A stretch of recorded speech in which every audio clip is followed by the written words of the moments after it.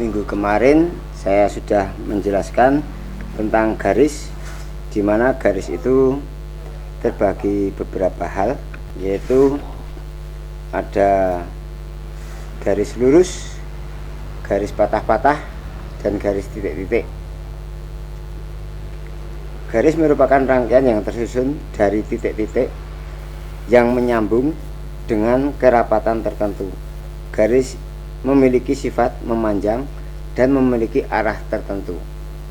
Walaupun memiliki unsur ketebalan, namun sifat yang paling menonjol adalah dimensi panjangnya, sehingga sering disebut sebagai unsur garis dimensi. Garis juga memaknai sebagai batas limit dari suatu bidang dan warna. Terbentuknya garis merupakan gerakan dari suatu titik yang membekaskan jejaknya sehingga membentuk suatu goresan. Untuk menimbulkan bekas bisa menggunakan pensil, pena, kuas, bahkan dengan gerakan tangan kosong maupun memaknai dengan garis. Dari bentuknya, garis bervariasi. Ada garis lurus yang bersifat formal, garis lengkung untuk kesan santai, lembut, dan garis patah atau zigzag terkesan kaku, serta garis tebal dan garis tipis seperti pada gambar ini. Jadi perlu diingat bahwa garis ini akan menentukan karakter apa yang akan kita buat. Saya ulangi bahwa garis lurus itu mempunyai sifat formal, sedangkan garis lengkung mempunyai sifat santai atau lembut, dan garis patah atau zigzag terkesan kaku. Garis bisa membawa karakter yang elastis, kaku, dan tegas tergantung pada media, teknik, dan tempat membuatnya. Kita dapat membuat berbagai kreasi garis, menambahkan nilai artistik pada karya desain. Pada susunan tata letak garis juga sering digunakan untuk fungsi-fungsi tertentu, dari pembatasan kolom sebagai margin untuk variasi atau sekedar mengisi bidang kosong. Garis dibagi menjadi dua, yaitu garis alami. Yang kedua adalah garis buatan. Nah, garis alami itu adalah garis cakrawala alam yang dapat dilihat sebagai batas antara permukaan laut dan langit. Sedangkan garis buatan, memang garis itu sengaja dibuat. Contohnya garis hitam pada gambar ilustrasi untuk menciptakan bentuk figur. Nah, garis buatan itu garis yang tidak disengaja juga termasuk garis buatan. Misalnya ada dua bidang yang warnanya berbeda, dinding dengan almari, nah itu garis buatan. Di dalam teori tata letak garis memiliki fungsi, yaitu jadi fungsi garis itu ada beberapa macam. Di antaranya satu, sebagai pembatas tepi, bidang atau objek untuk memberikan representasi atau citra struktur. Yang kedua, menciptakan nilai ekspresi seperti garis tegak. Yang ketiga, memberi kesan pada visual desain, misalnya tegas, luwes, dinamis, dan lain-lain. Nah, itu adalah tentang garis. Beberapa jenis garis terkesan menimbulkan diantaranya sebagai berikut. Ini beberapa kesan garis. Itu ada 1, 2, 3, 4, 5, 6, 7. Ada 7 kesan garis. Yang pertama garis lurus, vertikal, berkesan stabil, statis, tenang, kekuatan, dan kemegahan. Yang kedua garis horizontal, mengungkapkan kesan tenang, wawasan luas. Yang ketiga garis putus-putus, dapat mengungkapkan kesan gerak yang gelisah. Garis silang atau diagonal dapat mengungkapkan kesan gerak, ringan, dinamis, tegang, dan ragu.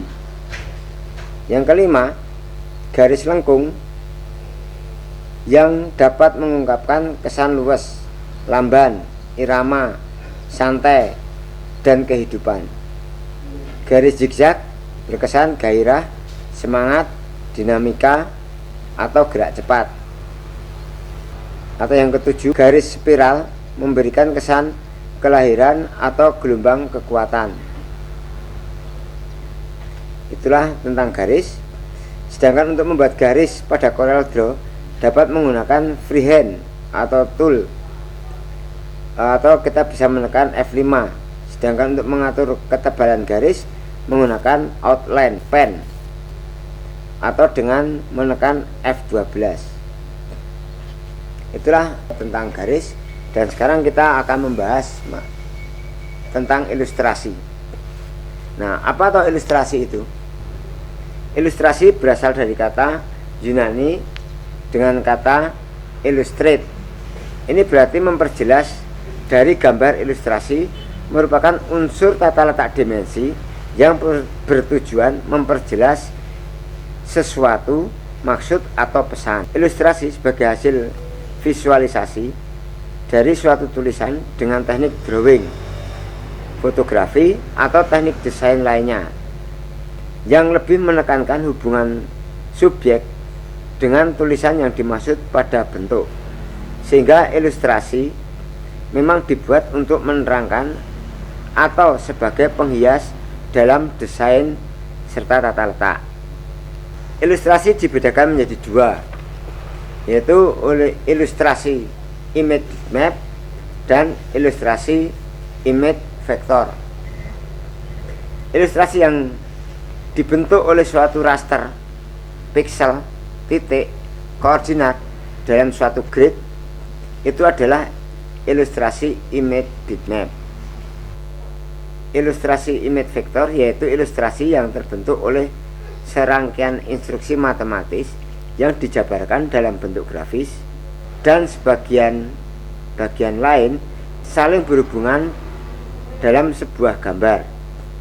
Ukuran file relatif kecil dan dapat dirubah dalam membuat logo, animasi, ilustrasi, kartun, clip art, dan sebagainya. Contoh format file vektor adalah WMF, SVF, CDR, dan AI. Nah, ini adalah extension yang digunakan pada software desain grafis. Yang ketiga, tentang tipografi. Tipografi merupakan unsur tata letak yang berfungsi untuk menyampaikan pesan tertentu dan menciptakan kesan tertentu, sehingga susunan tata letak dapat terlihat menarik serta pesan yang disampaikan juga bisa diterima dengan jelas bagi yang melihatnya. Dari arti tipografi adalah suatu ilmu dalam memilih dan menata huruf dengan pengaturan penyebaran dan ruang-ruang yang tersedia. Beberapa hal, diantaranya satu, judul atau headline. Jadi membuat judul itu atau headline.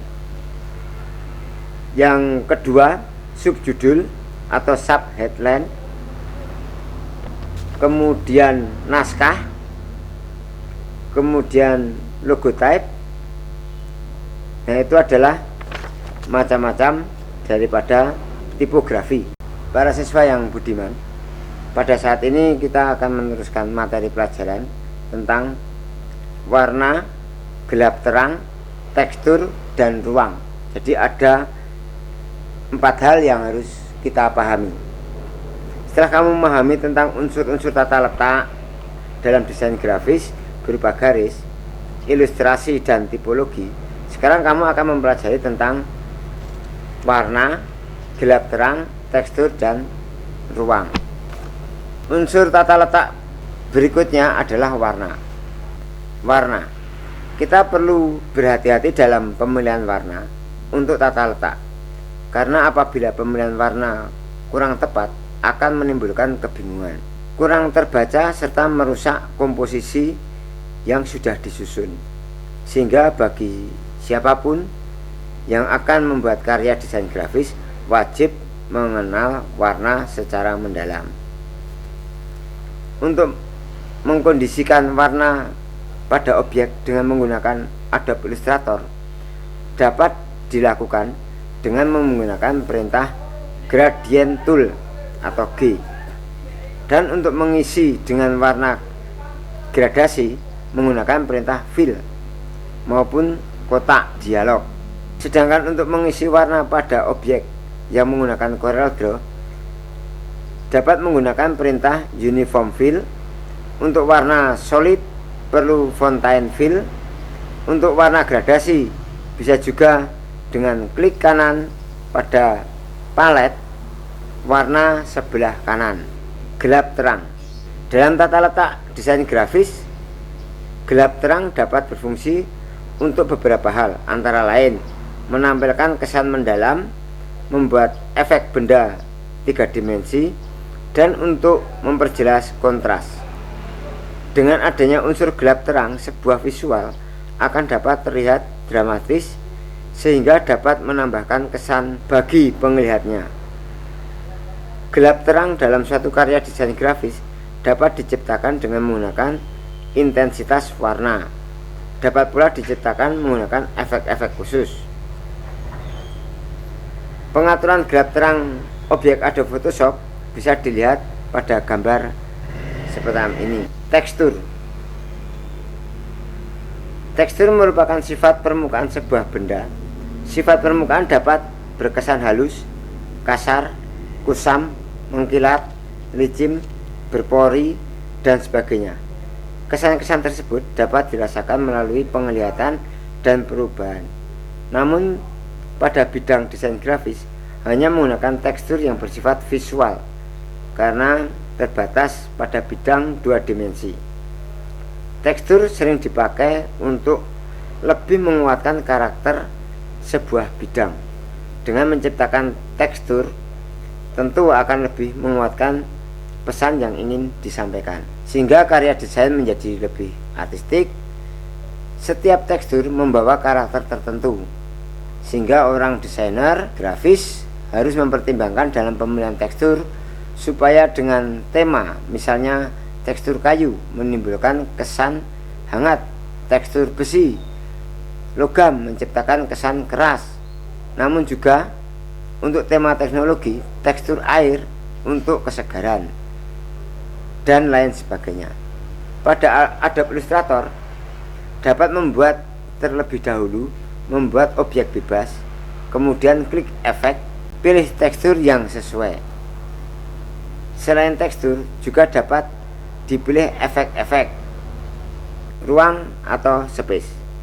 Dengan menghayati sebuah karya desain grafis akan timbul ruang-ruang di dalamnya dengan adanya benda atau unsur garis pada sebuah bidang, maka akan terlihat adanya ruang.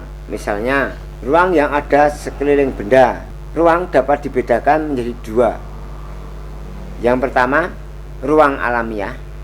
Yang kedua, ruang yang diciptakan. Ruang alamiah merupakan ruang yang terdapat di alam, dibatasi oleh benda-benda alam karena pengaruh cahaya, seperti adanya pemandangan alam dan sebagainya. Ruang yang diciptakan terbagi menjadi 2, yaitu ruang interior dan eksterior. Sebuah bangunan yang dapat memberikan suasana sekeliling sesuai dengan keinginan, sesuai gedung dan bangunan. Yang kedua, ruang yang timbul karena penempatan berbagai warna, jarak gelap terang, dan teks. Baik, itu materi yang saya sampaikan tentang ruang. Adapun kalian bisa menjawab pertanyaan-pertanyaan yang saya berikan, kalian jawab. Pilihlah suatu jawaban yang paling benar dengan cara memberi tanda silang pada huruf A, B, C, D, atau E serta analisisnya. Nomor 1 saya bacakan, jadi kalian harus betul-betul memperhatikan. Kategori desain grafis berikut ini yang memuat desain buku, majalah, leaflet, dan publisitas sejenisnya adalah: A. Printing, B. Web design, C. Film, D. Identifikasi, E. Desain produk. Analisisnya apa atau memberi keterangannya apa? Nomor 2. Berikut ini yang bukan prinsip-prinsip dari sebuah desain grafis adalah: A. Keseimbangan, B. Ritme, C. Tekanan, D. Irama, E. Kesatuan. Analisisnya apa? Nomor 3. Titik-titik penyusun image bitmap dikenal dengan istilah: A. Vektor, B. TIFF, C. JPEG, D. Pixel, E. GIF. Analisisnya apa? Baik, cukup 3 pertanyaan itu saja. Silahkan kalian menjawab pertanyaan dan dikirim ke dalam Google Form atau bisa melalui WA. Nanti saya beri linknya untuk Google Form. Terima kasih, selamat bertugas, dan kalian harus tetap berkarya.